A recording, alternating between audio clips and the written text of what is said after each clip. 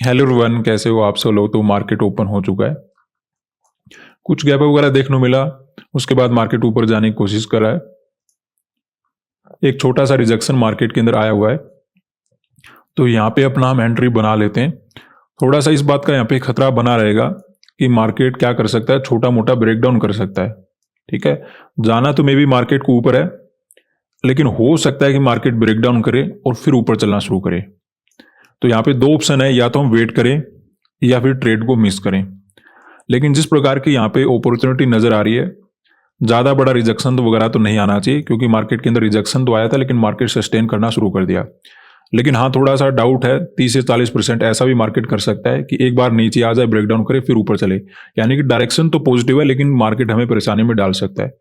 लेकिन overall Sensex और Nifty ऊपर जाना शुरू कर चुके हैं। बैंक निफ्टी भी हो सकता है छोटा मोटा रिजेक्शन देकर ऊपर चलेगा, तो आराम से हमें 500 तक का मोमेंटम मिल सकता है।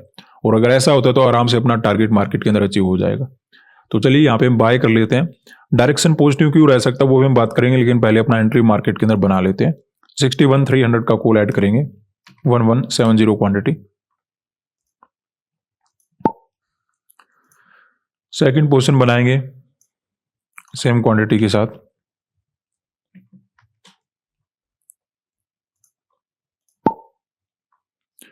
सेंसेक्स में ऐड कर लेते हैं 840 क्वांटिटी, और निफ्टी में ऐड कर लेते हैं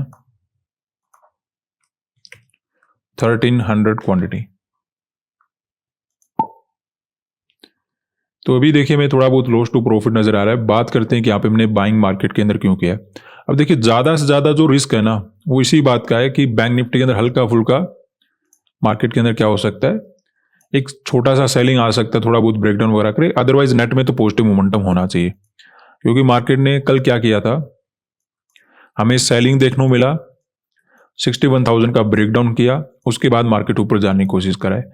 यानी कि चार्ट में आपको क्या नजर आ रहा है कि बायर को निकाला ब्रेकडाउन करके, उसके बाद ऊपर जा रहा है। तो फिर मार्केट के अंदर क्या हो सकता है, पॉजिटिव मोमेंटम हो सकता है।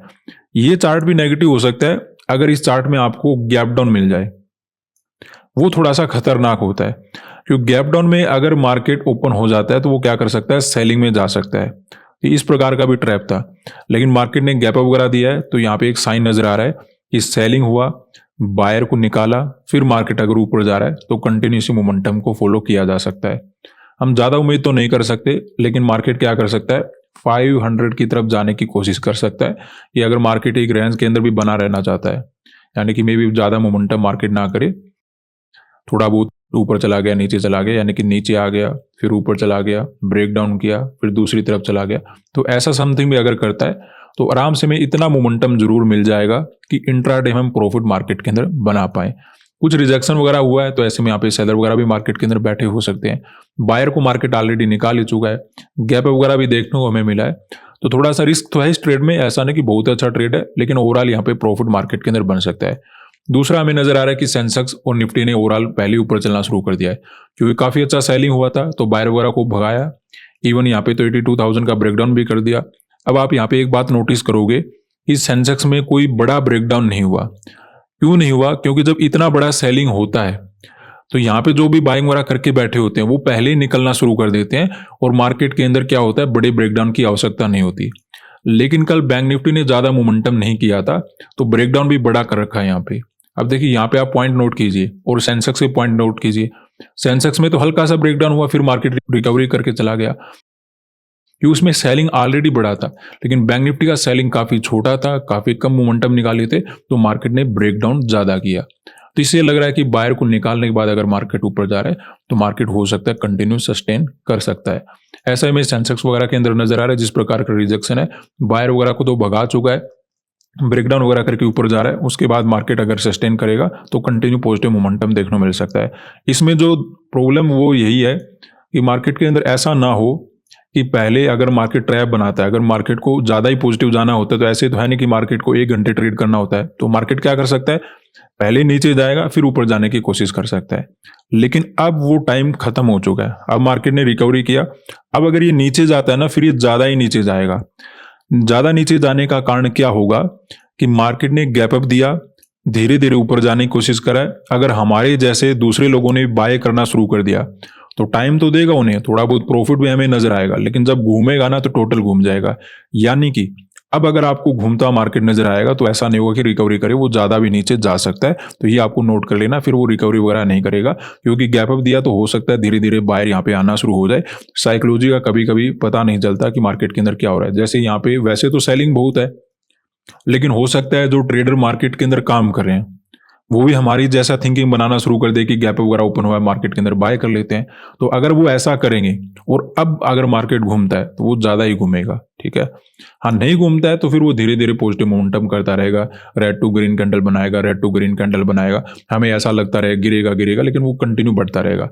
लेकिन अगर गिर गया तो फिर आप उम्मीद मत करना कि यहाँ पे मार्केट रिकवरी वगैरह दे पाएगा। फिर मार्केट क्या कर सकता है, ज़्यादा ही रिजेक्शन वगैरह में जा सकता है, वो हमारे लिए समस्या पैदा कर देगा।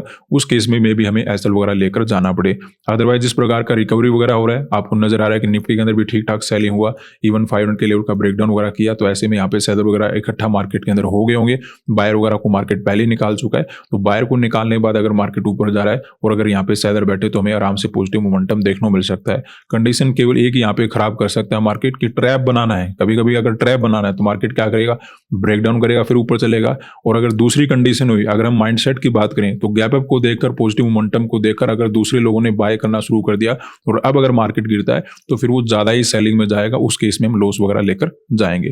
क्योंकि देखिए हम क्या कर सकते हैं, हम एक फाइंड आउट कर सकते हैं कि यहाँ पे कोई अच्छी अपॉर्चुनिटी हमें नजर आ रही है या फिर नहीं आ रही। जैसे हम वेट कर रहे थे कि मार्केट के अंदर अगर थोड़ा बहुत हमें ब्रेकडाउन मिल जाता, जैसे ये कैंडल चलना तो शुरू किया था लेकिन उतना इसने काम किया नहीं। अगर हमें थोड़ा मार्केट नीचे मिल जाता ना, जैसे ये मार्केट हमें यहाँ कहीं मिलता तो हमारे लिए बेटर हो सकता था, लेकिन मार्केट ने पहले ही होल्ड करना शुरू कर दिया और निफ्टी और सेंसेक्स ऑलरेडी पॉजिटिव थे, तो हमें वहाँ पे एंट्री बनाना ही पड़ा, अदरवाइज मार्केट पहले ही निकल जाता।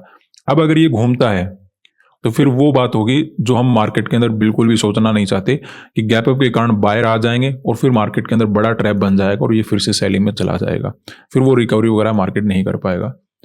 तो अभी तक तो कोई खतरा नहीं है इस रेंज के अंदर, लेकिन ज़्यादा नीचे नहीं जाना चाहिए।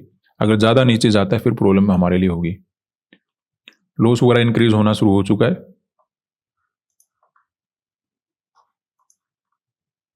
क्योंकि देखिए गैप अप और गैप डाउन में डायरेक्टली एक साइकोलॉजी बनता है। गैप डाउन को देखकर दूसरे लोग नेगेटिव समझते हैं मार्केट को, गैप अप को देखकर पॉजिटिव समझते हैं। तो उम्मीद करते हैं कि दूसरे लोगों ने यहाँ पे बाय ना किया हो, क्योंकि ट्रैप तो नहीं बनाएगा। अब तो या तो ये डायरेक्शन ही चेंज करेगा या फिर मार्केट ज़्यादा सेलिंग में नहीं जाएगा, यहीं कहीं से रिकवरी वगैरह करके चला जाएगा। यानी कि ट्रैप बनने के चांसेस कम है। यहाँ पे डायरेक्शन चेंज होगा अगर मार्केट नीचे जाता है। ट्रैप बनने का टाइम यहाँ पे निकल चुका है, तो वेट करेंगे। अभी तो देखते हैं मार्केट के अंदर क्या होता है। कुछ लॉस वगैरह अपना इंक्रीज होना शुरू हो चुका है। तो यहाँ पे देखिए अपना लॉस वगैरह इंक्रीज हो रहा है, इवन इससे भी ऊपर चला गया था, क्योंकि बैंक निफ्टी के अंदर एक रिजेक्शन वगैरह आ गया। अब एक मार्केट ने ग्रीन कैंडल बनाया, थोड़ा लॉस अपना कम हो गया। अब देखिए जिस प्रकार की सिचुएशन है, यहाँ तक तो हमने मार्केट को झेल लिया। अब इसके बाद अगर ब्रेकडाउन वगैरह होता है तो फिर काफ़ी ज़्यादा रिस्क अपना बढ़ जाएगा, क्योंकि ये चार्ट इतना भी अच्छा नहीं है कि मार्केट ब्रेकडाउन के बाद रिकवरी वगैरह कर पाए। क्योंकि फिर क्या होगा, मार्केट नीचे जाएगा, थोड़े बहुत जो यहाँ पे बायर वगैरह ऐड होंगे वो निकलना शुरू करेंगे, फिर मार्केट के अंदर क्लोजिंग प्राइस आ जाएगा, फिर मार्केट के अंदर 61,000 का लेवल आ जाएगा। तो डाउन साइड में काफ़ी अच्छे ट्रैप बनाने के मौके मिलेंगे मार्केट को। तो फिर क्या होगा, धीरे धीरे मार्केट नेगेटिव मोमेंटम कर सकता है। हालांकि अभी तक बैंक निफ्टी ज़्यादा नेगेटिव हुआ नहीं है, सेंसेक्स और निफ्टी ऑलरेडी अपने आप को ऊपर होल्ड कर रहे हैं, तो अभी तक तो प्रॉब्लम नहीं है। लेकिन अगर ब्रेकडाउन वगैरह कर देता है तो जैसे मैंने आपको बोला कि ये ट्रैप नहीं होगा, ये डायरेक्शन चेंज होगा। देखिए दो चीज़ें होती है, ट्रैप बनाएगा उसको हम झेल सकते हैं, डायरेक्शन चेंज हो गया ना उसमें समस्या आ जाएगी। तो अभी तक चार्ट में मार्केट के अंदर कोई प्रॉब्लम नहीं है, लेकिन अगर ब्रेकडाउन होता है तो मार्केट के अंदर डायरेक्शन चेंज हो जाएगा। अदरवाइज मार्केट में छोटा मोटा रिजेक्शन आकर अगर रिकवरी करता है तो मे भी हमें प्रॉफिट वगैरह बनाने का मौका मिल जाए। तो अभी वेट करेंगे। ज़्यादा लॉस तो नज़र नहीं आ रहा, लेकिन जब मार्केट गिरता है तो लॉस वगैरह इंक्रीज काफ़ी ज़्यादा हो जाता है। अभी वेट करेंगे। मार्केट के अंदर ब्रेकडाउन नहीं होना चाहिए, स्पेशली बैंक निफ्टी के अंदर। सेंसेक्स और निफ्टी तो ओवरऑल अपने आप को ऊपर ही होल्ड करें, लेकिन बैंक निफ्टी का ब्रेकडाउन हमारे लिए खतरे की घंटी होगा। देखते हैं कौन सी घंटी बजती है। तो यहाँ पे देखिए अपने ट्रेड में प्रॉफिट इंक्रीज होना शुरू हो चुका है, स्पेशली अगर हम बात करें सेंसेक्स और निफ्टी में। बैंक निफ्टी के अंदर भी पॉजिटिव मोमेंटम आना शुरू हो गया। उम्मीद है कि मार्केट के अंदर यहाँ पे भी हमें प्रॉफिट वगैरह मिल जाए।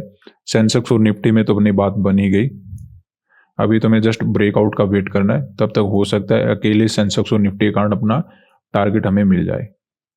तो इन दोनों में तो अच्छा पॉजिटिव मोमेंटम हो रहा है। बैंक निफ्टी भी ओवरऑल रिकवरी देना शुरू कर चुका है, तो वेट करेंगे, काफ़ी अच्छा प्रॉफिट चलना शुरू हो गया है।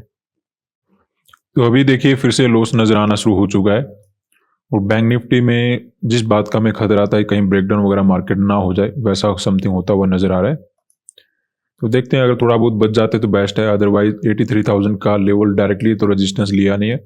अगर 30 से 40 पॉइंट पहले मार्केट घूमता है तो हमारे लिए समस्या पैदा कर सकता है मार्केट। तो देखते हैं, अगर यहीं पे बना रहेगा मार्केट तब तक तो कोई प्रॉब्लम नहीं है, लेकिन अगर ब्रेकडाउन वगैरह करता है फिर मार्केट के अंदर लॉस अपना अचानक से इंक्रीज हो सकता है। तो अभी वेट कर लेते हैं। सेंसेक्स और निफ्टी के अंदर तो प्रॉफिट ही नज़र आ रहा है।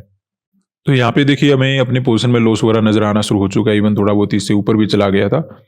एक ब्रेकडाउन तो हुआ है, लेकिन जस्ट एक कैंडल बनाने के बाद मार्केट ने रुकना शुरू कर दिया। अगर इस लेवल को मार्केट क्रॉस करता है 61,080 का, फिर हम ट्रेड वगैरह कट करके चले जाएंगे। थोड़ा लॉस का लिमिट रहता है तो वेट कर लेते हैं।